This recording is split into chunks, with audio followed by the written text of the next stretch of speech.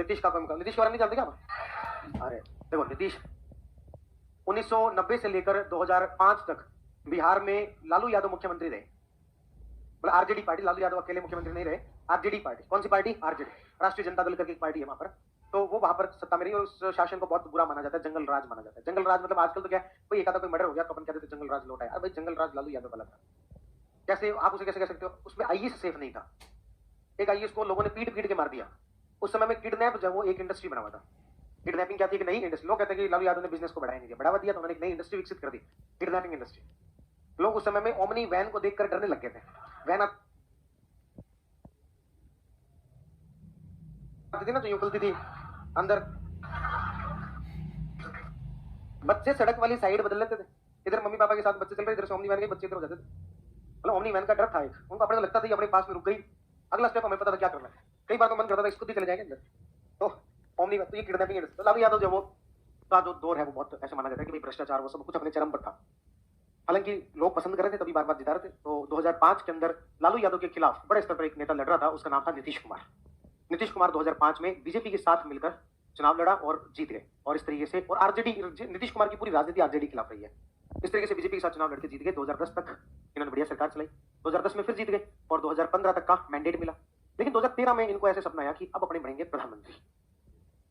14 में चुनाव होने वाले लोकसभा के, इन्हें लगा कि भी देश में मैं बहुत पॉपुलर हूं। और इनकी जो राजनीति है शुरुआत में पॉपुलर भी हुई, क्योंकि 2005 में जब 15 सालों का लालू यादव का शासन देख लिया, उसके बाद जो भी आया तो लोगों ने उसे भलाई कहा और इनको सुशासन बाबू नाम दे दिया गया।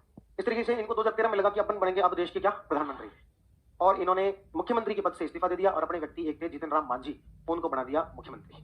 किसे बना दिया? जीतन राम मांझी। उनकी उन्होंने एक पार्टी बना ली, बाद में आगे चल के हम करके, हम एचएम।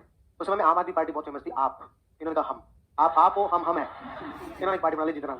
तो 2013 में मुख्यमंत्री बना के चले गए जीतन राम मांझी को और कहा कि मैं जा रहा हूं प्रधानमंत्री बनने, लोकसभा चुनाव लड़ेंगे। 2014 में लोकसभा चुनाव लड़ा, बिहार में 40 सीटें, 40 में 2 सीटें और प्रधानमंत्री बनने से मात्र 270 सीटें पीछे रह गए।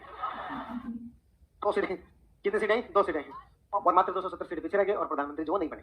अब वो बीजेपी से अभी गठबंधन तोड़ के ऐसा इतनी जल्दी कैसे जाए?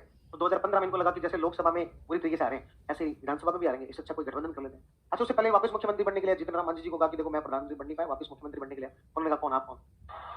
हम हैं, हम हैं तो हम हैं।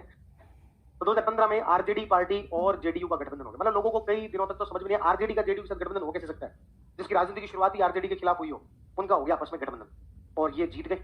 2015 से लेकर 2020 तक सरकार चलाने का मैंडेट मिला। लेकिन 2017 में ही नीतीश कुमार ने कहा कि आरजेडी पार्टी भ्रष्टाचारी है, लालू यादव भ्रष्टाचारी है और मुझे इनके साथ नहीं रहना, मैं गठबंधन तोड़ रहा हूं और वापस जा रहा हूं बीजेपी के साथ। और बीजेपी और जेडीयू का हो गया गठबंधन।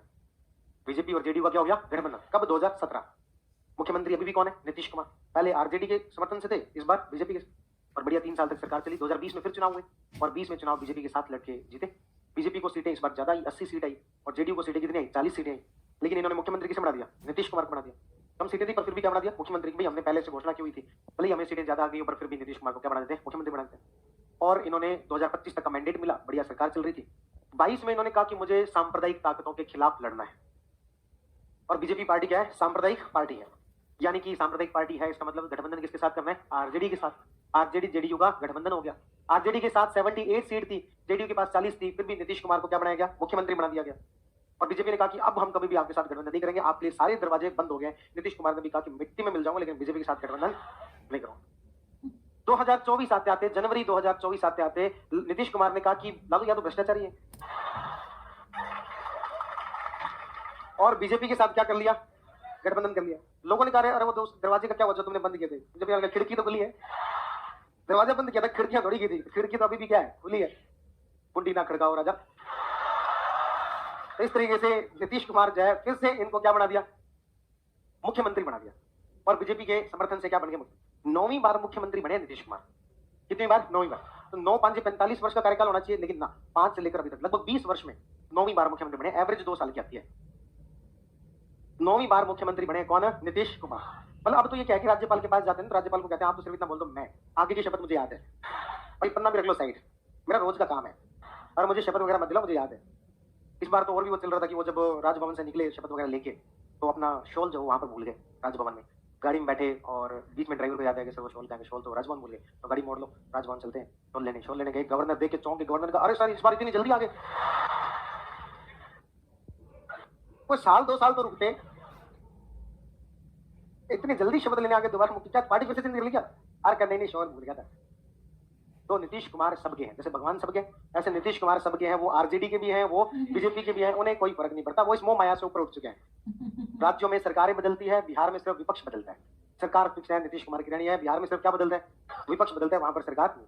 लोगों का कहना है कि भाई क्या होता है कि हमारे मनुष्य, साधारण जो मनुष्य ना, अपन जिस प्राणी, जिस कुछ प्राणी अपन लोग, तो उनकी क्या होती है? दो चीजें होती है, एक मन होता है, एक आत्मा होती है। मन कुछ कहता रहता है, आत्मा कुछ कहता रहता है। कुछ काम ऐसे होते हैं जिनके बारे में मन कहते कर लीजिए, आत्मा कहते ना ये गलत काम है। तो अपने मन और आत्मा के अलग अलग है।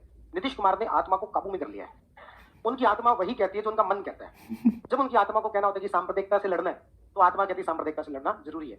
और जब उनकी आत्मा को कहना होता है कि अब भ्रष्टाचार से लड़ना है, तो भ्रष्टाचार से लड़ना जरूरी है। इस तरीके से बिहार के अंदर राजनीति चलती रहती है। और सही है, बिहार ने अपनी राजनीति का इससे ज्यादा निम्न स्तर जो वो नहीं देखा। नीतीश कुमार अकेले नहीं पलटते हैं, सब दलों को एक साथ जो पलटवाते हैं। अपनी तो बेइज्जती करवाते ही करवाते हैं, बीजेपी की बेइज्जती साथ में करवाते हैं, आरजेडी की बेइज्जती साथ करवाते हैं। आरजेडी ने कहा था कि इस आस्तीन के सांप को हम दोबारा नहीं लेंगे।